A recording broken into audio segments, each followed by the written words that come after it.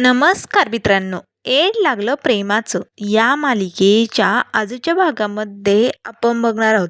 इथे राहायला आता आठवत असतं की जीजी म्हणाली असती, माझ्या मंजिरीचं लग्न ठरलंय ते पण जय घोरपडे बरोबर, त्यामुळे तू आमच्या आयुष्यातनं कायमचं निघून जा.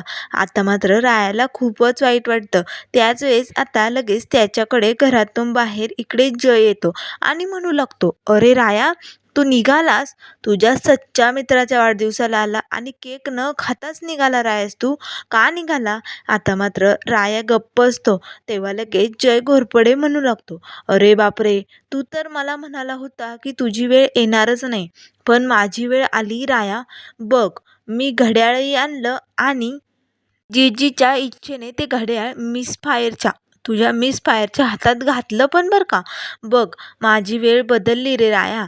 आता तुझी सच्ची मैत्रीण माझी बायको होणार आहे. त्यामुळे तिने कुणाला भेटायचं, कुणाला नाही भेटायचं, कुणाशी बोलायचं हे मी ठरवणार हां. त्यामुळे मला असं वाटतंय की एवढी हॉट बायको असताना तुला भेटता कामा नये हां. आता मात्र रायाला राग येतो. तेव्हा लगेच राया म्हणू लागतो, ए घोरपडे, तोंडाला येईन ते बोलू नकोस हां. आणि एक गोष्ट लक्षात ठेव, मी जेवढं मिस फायरला ओळखतो ना, त्यावरनं मी सांगतो, मिस फायर तुझ्याबरोबर लग्नाला कधीही तयार होणार नाही.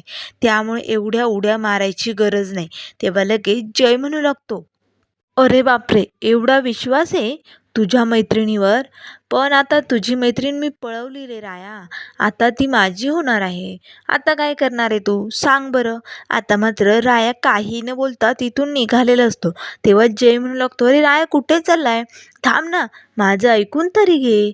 आता तुझा खेळ संपलाय राया. आता मिस फायर शेवटी माझीच झाली. बघ, माझा डाव बरोबर लागला. मी बरोबर जीजीला माझ्या खेळात अडकवलंय. आता मात्र राया काही न बोलता तिथनं निघून जातो. तर इकडे घरी संध्याकाळी मंजिरी म्हणत असते, अगं जीजी, काय करतेस तू? मला काही न सांगता, काही न बोलता डायरेक्ट माझं लग्न कसं काय ठरू शकते? आणि एक गोष्ट लक्षात ठेव जीजी, मी लग्न करणार नाहीये. तेव्हा जीजी म्हणू लागते, अगं मी आई आहे तुझी आणि तुझं भलं बुरं कळतं मला, म्हणून मी काय तुझ्यासाठी एखादा निर्णय घेऊ शकत नाही का? ते मला काही माहिती नाही. मी तुझं लग्न ठरवलंय जयबरोबर आणि ते होणार म्हणजे होणार, असे जीजी म्हणू लागते. त्याच वेळेस आता मंजिरी म्हणू लागते, अगं जीजी, असं काय करते तू? का हट्टाला पेटली? हे बघ, तुम्ही मला या घरचा मुलगा मानता की नाही? मग मुलाच्या हक्काने माझे काही कर्तव्य आहेत. मला तुमची काळजी घ्यायची, जबाबदारी घ्यायची आणि ते कर्तव्य मला पार पाडायचे. त्यामुळे मी हे लग्न करणार नाही आहे जीजी. तेव्हा जीजी म्हणू लागते, अगं, तू लाख स्वतःला मुलगा मानत असशील, पण शेवटी तू एक तरुण मुलगी आहे आणि सगळं काही वेळेत व्हायला हवं. त्यामुळे तुझं लग्न होणार म्हणजे होणार मंजिरी. एक आई म्हणून मी एवढा पण विचार नाही करू शकत का? तेव्हा मंजिरी म्हणू लागते, हे बघ जीजी, माझ्या भूतकाळात जे घडलंय ना, ते मी कधीही विसरू शकत नाही. त्यामुळे माझा वर्तमान आणि भविष्यकाळही त्याबरोबर जोडलाय. म्हणून मी हा लग्नाचा विषय कायमचा सोडून दिलाय. मला हे लग्न वगैरे नकोय जीजी, मला नाही करायचंय लग्न. त्यामुळे माझा ठाम निर्णय झालाय जीजी, मी लग्न करणार नाही म्हणजे नाही. तेव्हा लगेच आता जीजी म्हणू लागते, अगं मंजिरी, कुठपर्यंत असा भूतकाळ धरून बसणार आहे? सांग बरं तू. आणि जयसारखा चांगला मुलगा तुला शोधूनही सापडणार नाही. तो एकदम तुझी काळजी घेईल. बघितलं ना, किती वेळा त्याने आपली मदत केली. त्यामुळे का नकार देती? आणि भूतकाळाचं काय धरून बसली गं तू? आम्ही म्हाताऱ्यामध्ये का अडकून पडतेस तू? तो भूतकाळ आपण केव्हाचा विसरलोय. आम्ही तर केव्हाचा विसरलोय. आता तूही विसर आणि लग्नाला होकार दे मंजिरी.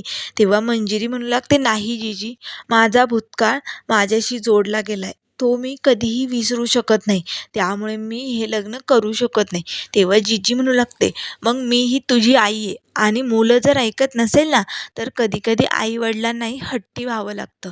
जोपर्यंत तू लग्नाला होकार देत नाही, तोपर्यंत मी अन्नाचा एक कणही घेणार नाही आणि पाण्याचा एक थेंबही पिणार नाही. आता मात्र मंजिरी तर जीजीकडेच बघू लागते. जीजीही इथे हट्टाला पेटलेली असते. तर इकडे राया आपल्या घरी आलेला असतो आता मात्र तिथेच कॉटवर झोपल्या झोपल्या रायाला मंजिरीबरोबर घालवलेले सगळे काही क्षण आठवत असतात. आता मात्र रायाला खूपच वाईट वाटलेलं असतं. त्याच वेळेस त्याला आठवतं की मंजिरीने कसं दहीहंडीच्या वेळेस त्याचा जीव वाचवलेला असतो.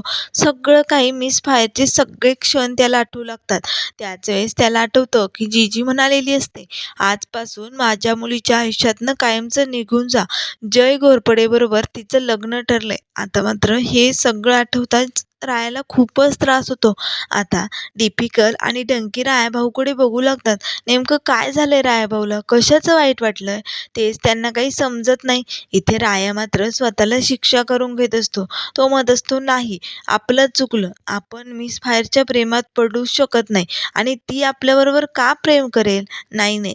जीजी अगदी बरोबर बोलते. आपण जनावर आहोत आणि या जनावराबरोबर कोणीतरी मैत्री केली हेच खूप झालंय, असा आता तो विचार करत असतो. त्याच वेळेस इकडे मंजिरीही आता मात्र जीजीचा विचार करत असते. जीजी तर हट्टाला पेटली. अन्नाचा एक कणही घेणार नाही आणि पाण्याचा एक थेंबही घेणार नाही. कसं समजावू जीजीला? का असं वागते ती? त्याच वेळेस आता रुजिदा येते आणि आता ती मंजिरीला म्हणू लागते, अगं मंजू, चल बरं दूध पिऊन घे, काही खाल्लं नाहीये. तिकडे जीजी काही खात नाहीये आणि इकडे तूही अशी हट्टाला पेटून राहिली तर कसं होणार बरं? तेव्हा मंजिरी म्हणू लागते, जीजीने दूध घेतलं का? तेव्हा रुजिदा बोलते, नाही गं, जीजी ऐकायलाच तयार नाही, हट्टाला पेटलेली ती. तेव्हा मंजिरी म्हणू लागते, या जीजीला पण ना काय झालं ना काही कळतच नाही. काल मला म्हणाली की तुला गिफ्ट देते आणि आज बघ ना अशी वागते. तेव्हा लगेच आता रुजिदा म्हणू लागते, हे बघ तुम्ही दोघीही आता ना खूप टेन्शनमध्ये आहात. त्यामुळे आत्ता काही विषय नको मंजिरी. जेव्हा वेळ जाईल ना तेव्हा बरोबर सगळं काही ठीक होईल. त्याच वेळेस आता मंजिरी म्हणू लागते, अगं पण सगळ्या अपेक्षा माझ्याकडनंच का धरते जीजी? सगळं काही व्यवस्थित चालू होतं ना, मग हे मध्येच लग्नाचं कशाला काढलं? आणि हे बघ रुजिदा, सगळ्यांना माहिती मी लग्न करणार नाही म्हणजे नाही. त्यामुळे लगेच आता रुजिदा म्हणू लागते, मंजू, हे बघ, तिकडे जीजी हट्टाला पेटली, इकडे तू हट्टाला पेटली. चल बरं एवढं दूध पिऊन घे. मला काही माहिती नाही. आपण नंतर बोलूया. तेव्हा लगेच आता मंजिरी म्हणू लागते, एक मिनिट, तुला माहीत होतं की जयबरोबर जीजीने माझं लग्न ठरवलंय ते? तेव्हा रुजिदा म्हणू लागते, नाही गं बाई, मला यातलं काही माहिती नव्हतं आणि जर माहिती असतं तर मी तुला बोलले असते की नाही मंजू. मी तर यातच खुश होते की जीजीने वाढदिवसाला रायालाही बोलवले म्हणून खुश झाले होते. पण बघ ना काय झालं. तेव्हा लगेच मंजिरी म्हणू लागते, हो ना, रायाचाही जीजीने खूप अपमान केला. रायाचा काही फोन वगैरे आला होता का रुजिदा? तेव्हा रुजिदा म्हणू लागते, नाही, त्याचा काही फोन वगैरे काहीच आला नाही गं. खरंच खूप वाईट वाटलं असेल ना त्याला? तेव्हा लगेच मंजिरी म्हणू लागते, सगळे असे का वागतायत ना मला तेच कळत नाहीये. तर इथे राया आता कॉटवरती उलटा झोपलेला असतो. तेव्हा दीपिका आणि डंकी त्याच्याजवळ येतात आणि रायाला म्हणू लागतात, अरे राया भाऊ, जाऊ दे, जे झालं ते सोडून दे बरं आता. कशाला स्वतःला शिक्षा करून घेतोय? उठ बरं, उठ. तेव्हा लगेच राया आता दीपिकाची मान पकडतो आणि म्हणू लागतो, हे समजा तुझ्यामुळे झालंय हां, तुझ्यामुळे झालंय, असे म्हणून आता लगेच त्याचा गळा आवळण्याचा प्रयत्न करत असतो. त्याच वेळेस डंकी येतो आणि म्हणू लागतो, राया भाऊ काय करतोय? सोड त्याला. तेव्हा लगेच राया त्या दोघांनाही बाजूला लोटतो आणि म्हणू लागतो, समद तुमच्या दोघांमुळे झालंय. तुम्ही दोघांनी माझ्या मनात भरवलं की मिस फायरचंही माझ्यावरती प्रेम आहे, त्यामुळे मी मिस फायरच्या प्रेमात पडलो. अरे एवढं सुद्धा कळलं नाही की मिस फायर आपल्यावर प्रेम करूच कशी शकते? आपण गुंड आहोत, जनावर आहोत. तिने आपल्याशी मैत्री केली ना, हेच भरपूर झालं. ती जीजी मला खूप काही बोलली रे असती ते, पण एक माऊली बोलते म्हणून मी गपगुमान ऐकून घेतलं, काय बी बोललो नाही. पण शेवटी चपलेची औकात घेऊन आलोय मी आपल्या घरी. आता मात्र रायाला खूपच वाईट वाटतं. तेव्हा लगेच मिस फायरने आपल्या हातात हात देऊन मैत्रीचा हात धरलेला असतो. त्या हाताला आता राया जोरदार दिशी भिंतीवरती आदळू लागतो. तेव्हा डिफिकल्ट म्हणू लागतो, रायाभाऊ काय करतोय? नको स्वतःला शिक्षा करून घेऊ. रायाभाऊ शांत हो बघू. आता मात्र राया लगेच डिफिकल्ट आणि डंकीला मिठी मारतो आणि जोरजोरात रडू लागतो. तेव्हा डिफिकल्ट म्हणू लागतो, रायाभाऊ शांत हो, सगळं काही ठीक होईल, शांत हो बघू. त्याच वेळेस राया म्हणू लागतो, चुकलं रे डिफिकल्ट, आपलं चुकलं. मिस फायर बरोबर आपलं लग्न आणि आपण तिचा आयुष्याचा जोडीदार कधीही होऊ शकत नाही. खरं जीजी जे बोलते ना ते अगदी बरोबर बोलते. आपण खूप चुकीचा विचार केला. याची शिक्षा तर मला व्हायलाच हवी. असे म्हणून आता पुन्हा राया आपला हात जोरात दिशी आदळतो. त्याच वेळेस दीपिका आणि डंकी त्याला शांत करण्याचा प्रयत्न करत असतात. तर इकडे दुसऱ्या दिवशी सकाळी सकाळी आता जीजी तिथेच कॉटवरती बसलेली असते.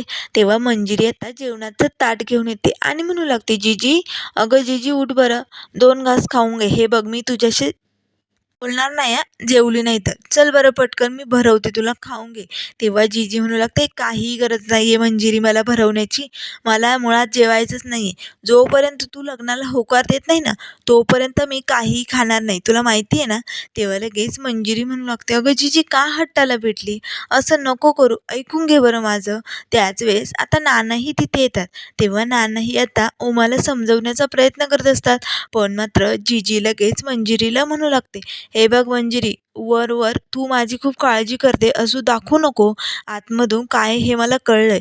तुला जर खरंच माझी एवढी काळजी वाटत असती ना, तर तू लगेच होकार दिला असता. तेव्हा मंजिरी मात्र जीजीकडेच बघू लागते.